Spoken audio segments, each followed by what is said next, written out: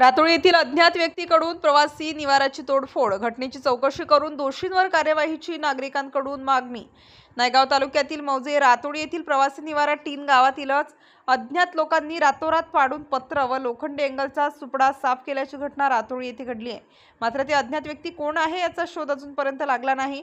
या घटनेची तक्रार संबंधित प्रशासनाकडे करून दोषींवर कार्यवाहीची मागणी केली आहे। मात्र याची दखल घेत नसल्याची भावना गावातील नागरिकांनी महाराष्ट्र पोलीस न्यूज 24 समोर व्यक्त केली आहे। रातोळी गाव मुख्य रस्त्यावर असल्यामुळे या ठिकाणी रहदारीचे मोठे प्रमाण आहे, त्यामुळे या ठिकाणी प्रवासी निवारा असणं फार आवश्यक आहे। तसेच रातोळी गावाची लोकसंख्या जवळपास 4000 असून या ठिकाणी शाळा कॉलेज असल्यामुळे बाहेरील विद्यार्थी शिक्षण घेण्यासाठी दूरवरून येत असतात। शाळा सुटल्यावर त्यांना रस्त्यावर झडी पाण्यात उभं राहावं लागतं, अशा दयनीय अवस्था निर्माण झालेली आहे। सध्या प्रवासी निवारा नसल्यानं येणाऱ्या जाणाऱ्या प्रवाशांना नाहक त्रास सहन होत आहे। त्यामुळे लवकरात लवकर नवीन प्रवासी निवारा बांधून प्रवाशांची होणारी हेळसांड थांबवावी अशी विनंती प्रवाशांनी केली आहे। तसेच संबंधित अज्ञात गुन्हेगार लोकांची चौकशी करून गुन्हा नोंदवावा, अन्यथा चक्काजाम आंदोलन करू असा इशारा सुद्धा नागरिकांनी प्रशासनाला दिलेला आहे।